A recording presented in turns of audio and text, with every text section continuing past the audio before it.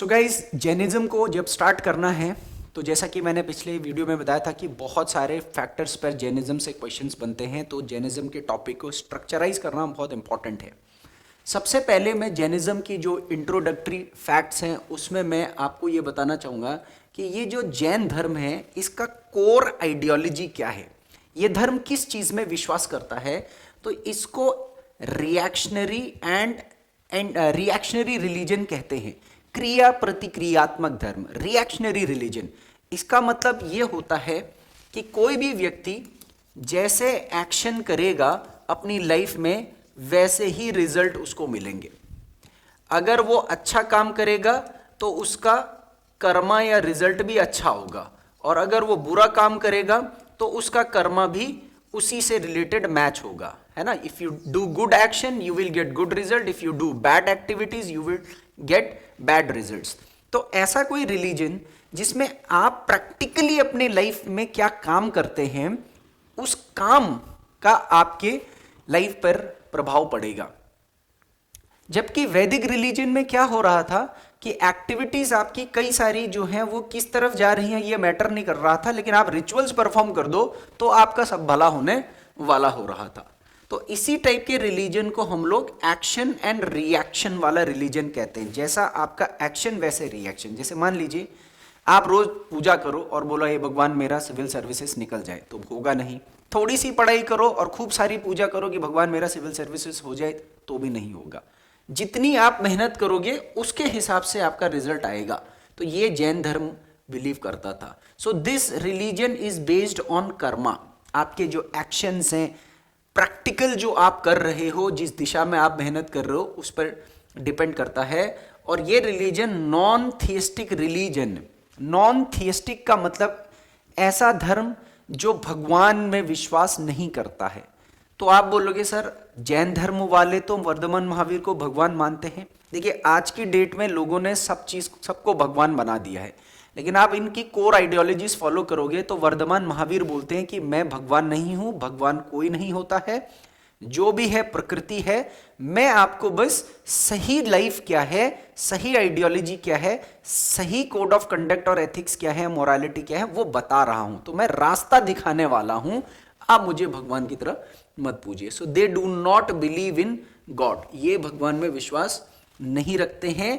और आपने देखा होगा कि ये प्योरली वेजिटेरियन होते हैं। इनफैक्ट लहसुन प्याज ये भी नहीं खाते हैं। Mostly things that are grown underground they do not eat that. Jain धर्म की उत्पत्ति होती है जिन शब्द से। इसी शब्द से आपका आज का जैन शब्द जो है वो निकल करके आता है। तो जिन क्या होता है नॉर्मल पेपर के अंदर पूछ सकता है। तो जिन एक ऐसा व्यक्ति होता है who is victorious in the life challenges. Jain धर्म की आइडियोलॉजी में जैन बोलते हैं कि देखो आप हर कोई पैदा हुआ है तो उसके मरने तक उसको जिंदगी में स्ट्रगल्स रहेंगे, चैलेंजेस रहेंगे।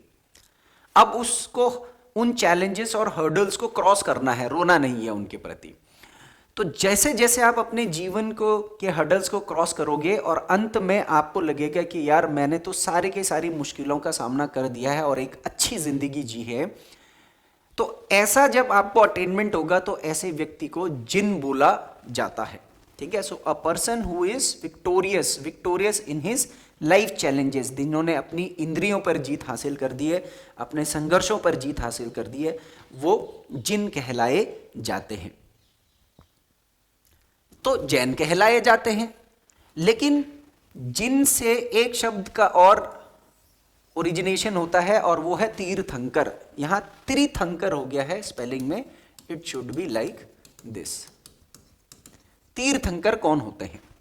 जैसे आपने सिखों में गुरु सुना होगा, रास्ता दिखाने वाले, मार्गदर्शक। ऐसे ही जैनिज्म में तीर्थंकर उन पर्सनालिटीज को बोला है जिन्होंने जैन आइडियोलॉजीज को घोर तप करके सीखा है और उसके बाद उन्होंने जनता को उसको या अपने फॉलोअर्स को वो आइडियोलॉजीज प्रोपोगेट करी है।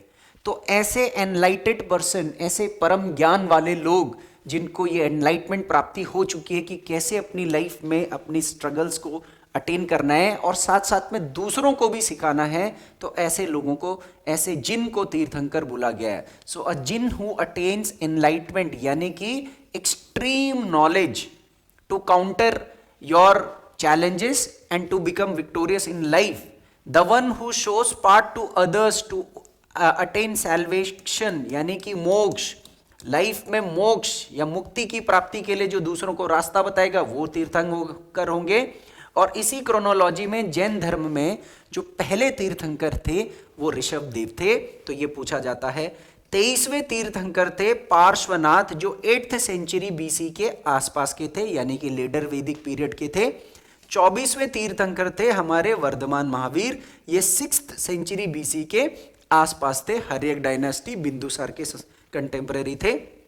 और ऐसे बोला जाता है कि अभी तक सिर्फ 24 ही तीर्थंकर हैं and these all Tirthankars were from Kshatriya. देखिए हम वर्धमान महावीर के बारे में तो पढ़ेंगे कि वो क्षत्रिय थे, लेकिन ये भी मान्यता है कि ये इससे पहले जितने भी तीर्थंकर आए थे वो सब क्षत्रिय हैं। अब सर क्या हमको सारे के सारे तीर्थंकरों के नाम पता होने चाहिए? कुछ कुछ पता होने चाहिए। जैसे 3 तो यहाँ पर है, 1st, 23rd, 24th, फिर उसके बाद मैं आपको 21st, 22nd, नामीनाथ, नेमीनाथ वो भी बताऊंगा। तो 5-7 तीर्थंकरों के नाम पूछे जाते हैं जो नंबरिंग से पूछ लेते हैं। तो ये जैनिज्म के इनिशियल आइडियोलॉजीज में जो स्टेटमेंट्स वाले क्वेश्चंस आते हैं वहां से ये फ्रीक्वेंटली पूछे जाते हैं। अब इसके बाद जो हमने चीज पढ़नी है जैनिज्म से रिलेटेड वो है इसका इंट्रोडक्शन, जो वर्धमान महावीर से स्टार्ट हो जाता है। तो हम इसके बाद वर्धमान महावीर के बारे में जानेंगे।